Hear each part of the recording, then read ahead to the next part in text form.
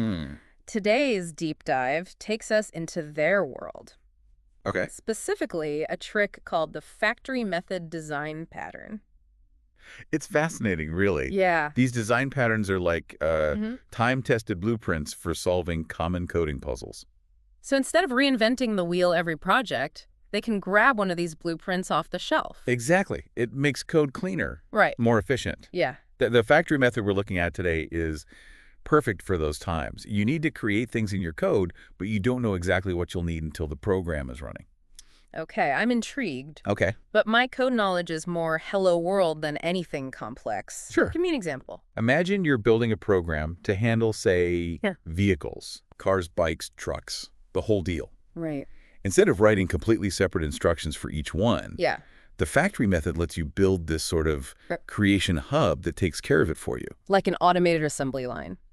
Put in some raw materials and out pops a car. A great analogy. Okay. This factory is really a method in your code, Right. and it acts as the go-between. Okay. When your program needs a new vehicle, instead of knowing exactly which class to create, Right. it just asks the factory. So if I need a vehicle, I don't say, give me a Ford Focus. I Right. just say, give me some wheels and an engine. Exactly. And the factory decides what that looks like. Precisely. Okay. And the beauty is Yeah. the decision of which vehicle to create gets pushed to something called subclasses. Yeah. Think of those as the specialists on the factory floor. Okay, let's make this super concrete. Yep. We've got a slide here, slide 3, with a diagram. Okay. Help me decode it. This UML diagram shows the factory method's parts. Okay. The creator is like the factory's front desk. Okay. They take the order. Gotcha. Then you have the product, which is the general idea of what's being made, in this case, vehicles. So the creator is more of a concept, Yeah. and then we have... Concrete creators and concrete products, which get down to specifics. Okay. Those are the individual car models, Right. bike types, etc. Yeah. The specialists on our factory floor, if you will. Got it. So the creator is like, I can make you a vehicle. Right. And the concrete creator is like, I make these specific vehicles. Perfect summary. Now, to bring this from concept to reality, take a look at slide 4. Okay. It's got some C++ code showing how this actually works. Whoa. Yeah, my brain's not quite fluent in C++ yet. No worries. We won't get bogged down in the syntax. Okay. The key here is that you define a base product class, or vehicle, remember. Right. Then you have those concrete product classes, car, bicycle, and so on, which inherit from that base. Okay.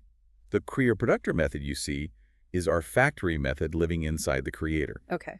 Its whole job is to churn out those vehicle instances. So Career Producto is like the head engineer directing traffic and making sure the right kind of vehicle gets built. Exactly. Now, you might be wondering how these diagrams and code snippets apply in the real world Yeah. beyond just vehicles. Why should you care about this factory method? Yeah, that's the million-dollar question. It's No. cool in theory, Yeah. but what's the practical application? Let's say you're building something complex like logistics management software. Okay. Slide 5 shows a great visual of this. Okay. Imagine having to move goods across land and sea. Mm-hmm. You've got trucks for roads, ships for oceans, each with its own quirks and functionalities. Okay, I'm starting to see where this is going. This is where the factory method shines. Okay. You could have a base transport class, Right. then concrete classes like truck and ship. Okay. Instead of a career producto, your factory method might be create transport, spinning up the right vehicle for the job. So if I'm shipping something overseas, the factory whips up a ship. If it's the local boom truck. Exactly. And all this happens without the user even knowing the details. Precisely. They just say, move this, and the factory method handles the rest. Nice. This brings us to a practical exercise from the source material, Okay. outlined in slides 6 and 7. Okay. You get to try this out yourself. Time to put on our coding hats. What are we building? It's back to our trusty vehicle example. Okay. You'll have the base vehicle class and your concrete, car, and bicycle classes. Gotcha. Your mission.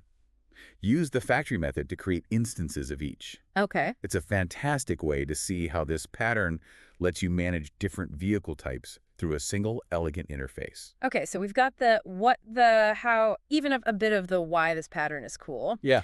But let's zoom out to the big picture. How does this actually make a software engineer's life easier? The factory method is all about flexibility and making software that can grow. By handing off object creation to those subclasses, you avoid something called tight coupling in your code. Tight coupling. I'm picturing something messy. That's a good way to put it. Okay. Imagine you've hard-coded the creation of, say, car objects everywhere in your program. Okay. Now your client wants to add motorcycles. Oh. With tight coupling, you'd have to go through your entire code base, changing every single spot where a car is created. Oh, man. That sounds like a recipe for disaster and a lot of late nights fixing bugs. Yeah, late nights is putting it mildly. It sounds like a total nightmare. Exactly, but the factory method makes it a breeze. Okay, You just create a motorcycle class, Right. matching motorcycle factory, right. and the core of your code, untouched. Wow. You've added a whole new feature without this massive rewrite. It's like building an extension on your factory instead of ripping down walls and hoping for the best. Much more elegant. Precisely. This flexibility is key for building systems that can evolve. Because, let's face it, software requirements are always changing. Which brings us back to those blueprints we talked about. This pattern isn't just a cool concept. It has a tangible impact on how smoothly software gets built and maintained. Absolutely. It highlights a fundamental principle. Separating concerns. Okay. You're neatly dividing up the labor in your code. Right. The factory method takes charge of object creation, Okay. making everything modular and adaptable. Makes sense. If you know where new objects are born, you can tweak and add things without setting off a chain reaction of bugs elsewhere. It's like a well-organized toolbox. Everything has its place. And adding a new tool doesn't disrupt the whole system. A great analogy. Now, the source material mentions that the factory method pattern is useful when you want subclasses to control the creation of objects. This sparks an interesting question, and I'm curious to hear your take on it. Get me. Beyond our vehicle and logistics examples, where else could this kind of delegation be powerful? What other situations can you think of where you need to create things but don't know the exact type until your program is running? That's a great question to ponder. It's like the factor method is giving us this flexible framework for handling the unknown, Yeah, which is pretty cool when you think about it. indeed. And on that note, we'll wrap up this deep dive into the factory method design pattern. Hopefully this gives you a new appreciation for the elegance and power behind this common software design approach. Absolutely. It's a bit like peeking behind the curtain of how software is actually built, and I always find that fascinating. Until next time.